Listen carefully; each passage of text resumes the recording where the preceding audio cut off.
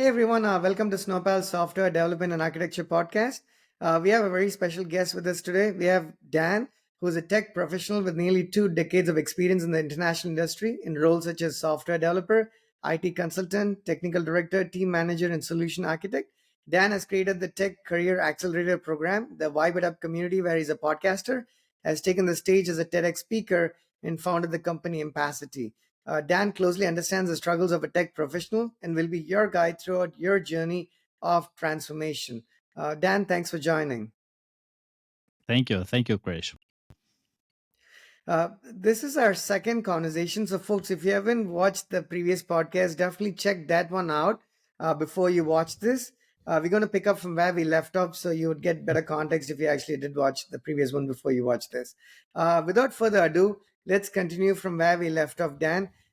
We talked a number of things about coaching, game based learning, the services you provide at Empacity, and had a number of questions and you answered all of them. So, thanks much for doing that. Uh, we ended the previous podcast where I mentioned that I wanted to, understand a little bit more about uh, what coaching means in the context of two or three items that we did not touch upon in the previous podcast. Let me start with one of them, uh, and to give gig economy, right? And before I ask you the question, the topic is gig economy, and a number of things that you mentioned in the previous podcast. All of them are super valuable, but they Mhm. make a lot of sense, and they make a lot of sense in the context of a team that's going to be working together for long periods of time. There is a value add in companies investing that money because Dan and Krish are going to be, they're part of a team, they're going to be working together in the foreseeable future, so it's important that they get along, right? All of that makes complete sense. Now I'm going to turn the tables here and say, Dan, Dan and Krish are part of the gig economy, which is, for good or bad, it's actually quite popular these days, right? Companies prefer that for a number of reasons. Again, for reasons sometimes good, sometimes maybe not so good. Does coaching mean anything in the context of a gig economy, or is it more like, hey, coaching only makes sense if we're not in the gig economy? Well, first of all, this gig economy. I mean, everyone of your audience and I myself could have a different understanding. So let's understand more on what that means, gig of economy. So, what's your perspective on what the economy of gigs means? First of all. Perfect, right? Good question. I'm glad you asked that question because, and this also speaks to communication, right? You are living what you're doing at work, to be honest, because you want better communication, and that's what you sell as a service. That clearly, this tells me that Dan is somebody who values good communication because you want to get language out of, terminologies and language and jargons out of the way before we have these conversations. So, Mm. more points to you there. Thanks for asking the question. What I Thank you. mean by gig economy is, let's say one of the services I use is grocery deliveries, right? So we Hmm. order, we go online, we say, or on the phone, place an order. Somebody delivers the grocery. We thank them, we Mm. tip them, and then we move on. I honestly don't even know, even though there is a name. I don't know who's going to pick up the order, who's going to be making the purchases, who the shopper is, who's delivering the order. I don't know anything about that person. Maybe the Hmm. same person delivers the next day or the day after, but I don't know. As a customer, I'm not consciously looking for it. From Yeah. a company standpoint, these are folks who are helping them. From a contractual model, I don't know what the relationship is with the company is. I don't want to get into those details because I honestly don't know the answers, but I think it's fair to assume that they are not traditional full-time employees of the company. Mm. Not necessarily so.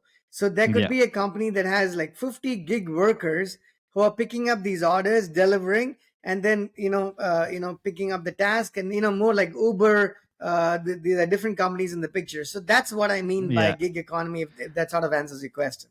Okay, okay, that's it brings some more clarity on what everyone understands by that, because we can have a gig economy in different sectors, or and it's fair that you provided this particular picture, and it's very important on how we are affected as a company by these gig workers, as you named them before, how they help us and how they can affect our image, right?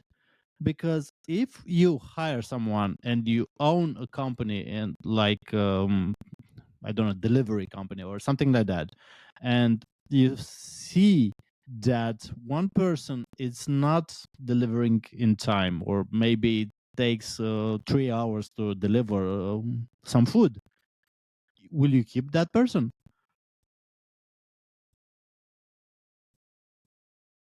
No, Yeah, so first of all, in this gig economy, are the metrics. There are the metrics that we are looking for when the KPIs. You can name it whatever you want, but the basic skill for them is to get the package from the point A to get it to point B. What that means for them is they need to be trained on bicycle or whatever means of delivery they have. Either it's a scooter, either it's a car, to drive it safer, to get to destination in time.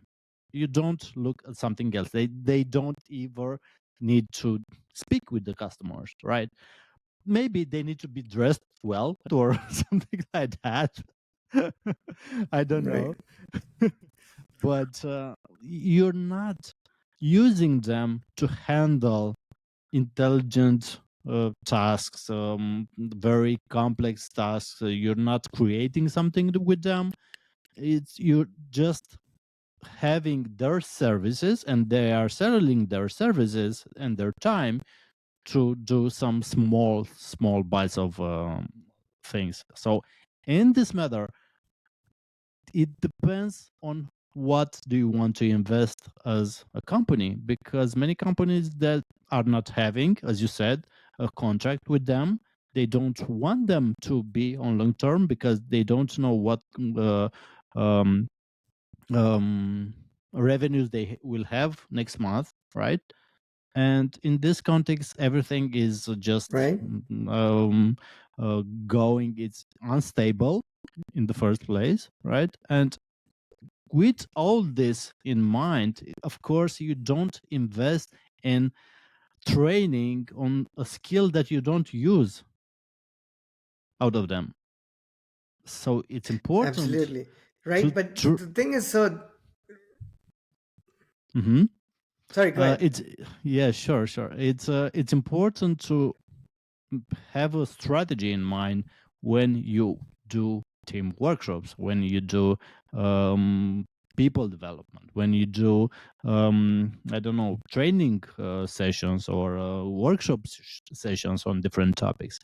You have those and you do those because you want to develop the skills and team capacity, right, to do a certain type of Right. task or to create something or whatever the business goal is. So you train them in that direction. Makes sense, right? The short of it is, I think it's challenging because it's important to invest in people because even in the world of automation that we're going to talk about shortly in AI, people we hopefully play an important role, which means it's important for companies to respect the folks who are actually making them successful. I don't know what the answer is, but to me, if coaching is important to somebody who's a full-time employee, I think coaching is important to somebody who's a gig worker as well. Now, how it can be facilitated, what it means in the context of an organization, whether it fits their equation into Mm, profitability and quarters and revenues and whatnot. That's probably a different topic altogether. But I was just Hmm. curious to know what it meant in the context of, more of these types of jobs coming up, right? Picking up work, for extra cash.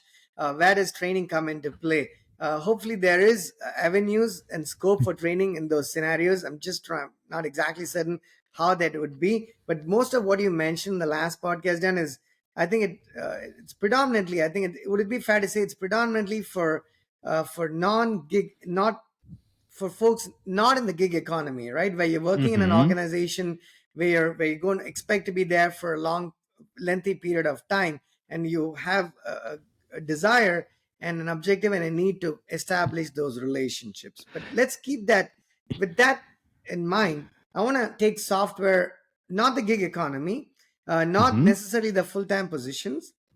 Let me bring consulting slash contracting and managed services into the picture, because Yeah. having somebody who's done this for a while, as you had mentioned, right, you've been in the business of Hmm. engineering. Contracting, whether it's remote or otherwise, it's a very integral part of this business. Sometimes you have a contractor who's there for 3 months, sometimes for 6 months, sometimes for a year, excuse me, but they're still not there forever. How Hmm. do your training programs work for folks who are contractors and consultants in the context of a team that also has full-time employees? Yes, it completely changed a little the perspective, but it's not. Um, okay, so there are two things here. You, as the owner of the company, which hires a consultant, a freelancer, contractor to do a certain type of job, right? For that people to do that job, you need to integrate them into the team, to collaborate with the team, to get data from the team, to get data out of the team, to communicate transparently, to have everything in this regard. And this requires a certain skills, right? And it's not necessarily um, the only the consultant issue. It's also the company issue. If you hire someone that doesn't is not completely integrated into the team and it just starts, and his, I don't know, perspective there, it's important for you because he brings maybe another level of experience and another level of knowledge. You need somehow to create the mechanism and to facilitate the communication, the better communication between them and the rest of the team, the company, full time employees, and those the contractors, and so on. And that's one perspective. And the second perspective is that anyone that is working as a consultant, as a contractor, as a freelancer, it's in his own part to do his own training, to grow his skills. You You know, cannot I think those are very valid points, right? Very valid points. What you're saying is, even though you're joining as a contractor, and I bring this up because there is this mindset in certain organizations where, hey, we have a particular need. The whole idea of having a contractor for 3, 6, 9, 12 months is we need to get something done quick enough. But we may or may not have an intention to establish this long-term relationship. But as you rightly mentioned, for both parties. For the company, maybe you're going to hire this contractor one more time. Maybe you're going to have a contract a year after, year and a half after. So you might bring the same people on board because they did a good job. Now, why do you have to go look for somebody else at that point of time? So it's Mhm. important in that context. And for the contractor, it's also important because you feel more like you're part of the team. I understand that you can have the cake and eat it too. So you can expect all the benefits of being a full-time employee, you being a contractor. I get that, but I think there is a certain element of integration that's needed so both Mm. parties can be productive and enjoy this collaboration. Now that's easier said than done, Dan, as you can hopefully imagine, because from a company standpoint, I'm hiring Dan for 3 months. Am I going to invest in Dan improving as a person? Maybe, maybe not. But it's a Yes. question that's fair to ask. There is a cost element, there's a cost factor, That's understood. But beyond the cost factor, I personally I couldn't agree more with you. I think it's important for Dan, even as a contractor, to integrate with Snowpal and Snowpal's team, because then you're going to be more productive as a contributor. You're going to enjoy the experience. We're going to enjoy the experience of having Dan as a contributor, as a contractor. And the next time we have something similar to be done, we don't have to go look for somebody else. We can say, "Hey Dan, are you available to helping us out?" So I think it's important for all parties. But I just want to call out for the fact, for folks watching this to say, when you think coaching, at least I thought coaching is for full time employees in the long run who are going to be there till eternity. But it's certainly important for folks in that category and the W2 full-time space. But I don't think it's unimportant for gig workers or unimportant for contractors. How that integration needs to happen, how much money or time you can spend in making facilitating that could really be the difference. I mean, would you agree? I mean, is that a fair summary? What do you think? Yes, yes, obviously. I mean, the building the skills, and not the skills only, integrating basically someone who works as a contractor or as a part-time with our company, within the team structures, within the knowledge, we, as much as the know-how they know, right, from our company, for example, they can help us better into the future, and they don't necessarily need to reintegrate in the future, and you can use them as a hop of resource in this time. But to be at that level, you need to have that man or woman or any other gender, that person, integrated into the teams and have the know-how and know the people. It's very important to know the people, and it's very important to make the relationships not only formal and not only um, Right. transactional. You need to create some other type of relations, and you create those type of relations by, even it is remote, you can do that by having different discussions, different online games, different activities that doesn't necessarily take, it's going to take that time from them, but will build something up. Perfectly said, right, Dan? So, which means sorry, yep, no, couldn't agree more. So, in the last 45 minutes or so, we've talked about coaching and people, right, with a lot of emphasis on people. Let me bring another facet into the mix to make, make the question even more difficult, if it isn't already that way. We talk of automation and Mm, AI. Now, in the world where, the world's population is growing, right? We are at 8 billion today. And I think in the next 20, 30, or 40 years, Mary serves me right, we're going to hit like the 10 to 11 billion mark, at least by the end of this century. So there is definitely going to be more of us. And there's going to also be less that we have to do, at least what we've done traditionally over the years, because, AI is clearly, 2023 was, it's not the first time we talked AI, but all of us have talked very seriously about it. And, 2024 is here upon us, and we can recognize and understand that things are going to change. We have to brace for those changes. Now, a lot more people than we have today in the world. Uh, Machines doing a lot of that work as well. Uh, Work is going to change. Not saying that we don't have anything to do, but we're going to have to do things differently. And how much of what we've done in the past remains is only time has to tell. Given all of this, uh, what kind of impact do you think it has to both companies investing in something like coaching, as important as it is? My first question is, now that I've set the context, do you think, Dan, companies are going to continue to invest in coaching? What do you recommend that they do? What are your thoughts on that? mhm. Well, I don't know if you're familiar with the most search for skills in the a person or in the employees from the latest years, from 2022, 2023, and even before.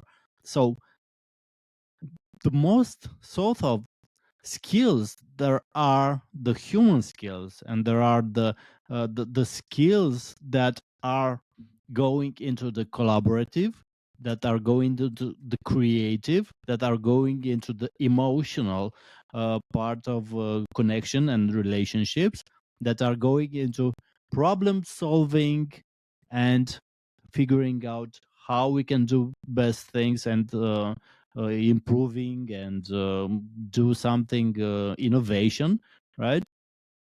Because this will make the difference Right. as we are as a humans from the machines and everything like that. So AI is at the level now that they can use data and they can return you data and give you as you required to. People instead, humans instead, have the capability to mix everything in terms of knowledge, in terms of skills, in terms of I don't know, domains, and put them together and create something new, which is hard for machines to do that now. Absolutely. So having this No, I coaching couldn't agree in, more. Right. So which means, uh, yes, go coaching ahead. this No, sorry. Continue, Dan. inside the team, coaching this in for the people, coaching the people into this skills direction that I've told earlier.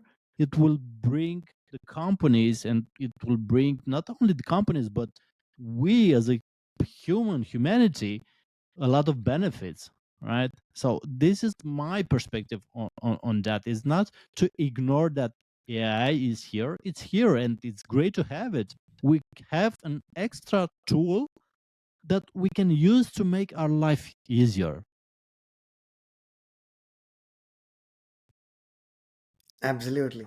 Right. So, which means with what you're saying there, when we, let's say, pre 2023 or pre AI conversations, if I said, hey, Dan, we need to work, we need to bring our team at Snowpal to your company at Ampacity, where you can help us improve our skills and abilities, communication, and otherwise, for instance, you would have taken a certain approach to training and coaching. Now, with AI and more AI tools available to you as an educator, as a coacher, are you going to be approaching the same problem differently? If so, how are you going to be approaching the problem differently from your perspective? By the problem, what do you actually mean? Okay, what I mean is, let's say I said, hey, we have a team of 10 people. We're going to come to this coaching program. Mm-hmm. Here is what we do as a business. Mm-hmm. Here are some of our strengths, some of our weaknesses, our opportunities and challenges. And you would have put together a coaching program for us. And we come to those sessions, right? This was, let's assume that that was a pattern that we followed by engaging empathy in the picture. That was, let me call it, the pre-AI days of AI tools being available to you as a coaching organization, right? As a coaching Okay. company. Now in Okay. 2024, I come to you with the same problems, but you have more tools available to you to facilitate what it is that you're doing. I'm just curious to understand how you would approach the problem differently now that you have those tools. And, by that, I mean two things, Dan. One is you are going to use a certain set of tools, AI tools, Mm-hmm. to sort of define these coaching programs to make you and your team more productive in getting this done. And maybe some of that is transparent to us. But if you could also speak to that, that'll be great. But there are also elements and facets of it that wouldn't be transparent to us, because you're not going to say, hey, Krish, you came to me 2 years ago. We had a lovely coaching program. You guys enjoyed it. Now you're coming back to me after 2 years. I have more tools at my disposal. So this coaching is going to happen ever so slightly differently, possibly because I did not have those tools at my disposal prior to those AI days. Here Mm-hmm. is how the coaching program is going to be. I mean, does that make sense? Is there going to be any difference? Or the answer could be no, there is actually going to be no difference. Things are going to be quite the same as well when it comes to coaching. Well, it depends. The answer is it depends, because it depends on a variety of things and a variety of what are the challenges of the team, the challenges of the people from the team, right? The team members, the leadership challenges, Correct. the industry challenges, the economy challenges. So everything could be different since 2 years ago. And if you ask me as a coach and as a trainer and as a consultant, yes, we have and I have different tools to make my work easier understanding the company problems before going and taking an Absolutely.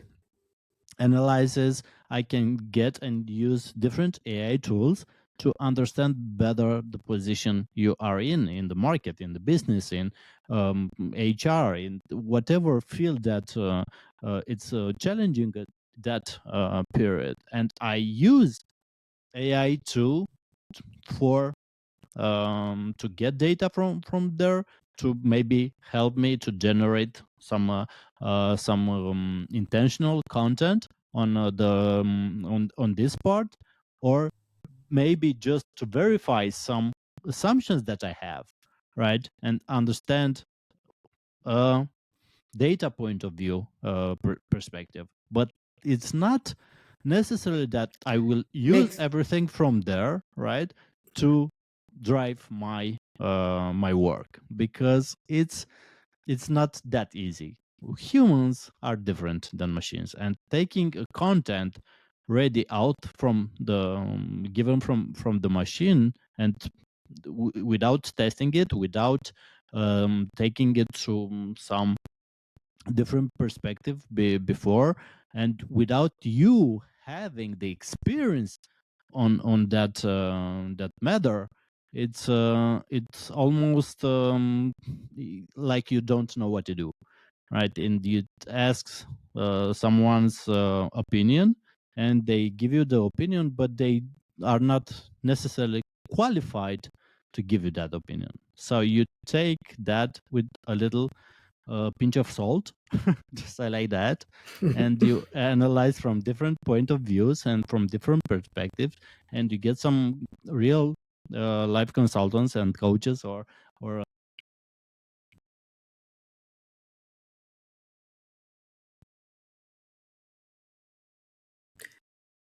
Yeah, that makes so. In other words, right, as a coach, you have more tools available for to you today than you may have had in the past. So you can prepare your coaching programs or customize them, slightly better than what you might have been able to do. So you know a little bit more about Krish, maybe how maybe there are tools that you could potentially use or integrate that give you more details about the individuals and the team members who come to the coaching program, which gives you the option to customize the program even more so than you may have done in the past, right? Then yes, yes, definitely. uh, okay, that's perfect. I can't believe we are at the end of this half hour as well. I feel like I just started my questions, but to summarize this second podcast here, where we talked about a little bit about the gig economy. You spoke to how coaching might play a role there. I asked you about contracting, and we talked a little bit about AI and AI tools being available. That's sort of the gist of this conversation. uh, your closing comments, Dan? It's regarding either the gig economy and either the AI, is that we are humans in the first place. We have emotions, we have feelings, we have need to socialize, to speak with another, to create relationships, and this part will not be taken away by the machines, by anything in the world. Yes, we had a difficult period during the pandemic, which were almost 2 years, where we this was limited, and the impact was huge in terms of mindset, in terms of feel and mood, and everything around. But it's not to ignore that part. We are humans. We need to be social. We are social beings, and we will be here for each other.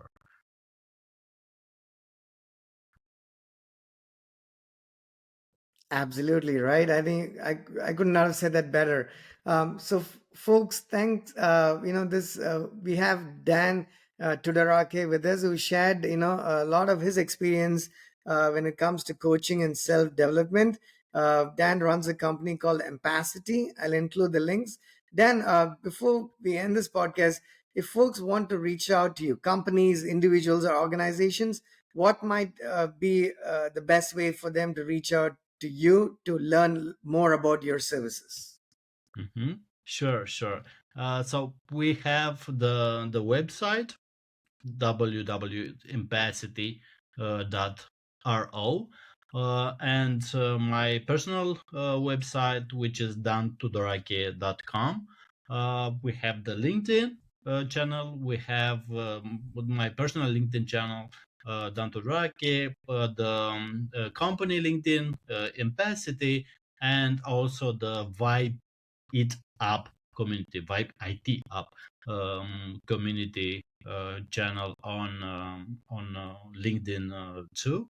So here on that, we are now on TikTok also, and on Instagram with the Vibe It Up channel. We want to bring this community and have more people sharing their experience from the tech field. And thank you for joining me in that mission too.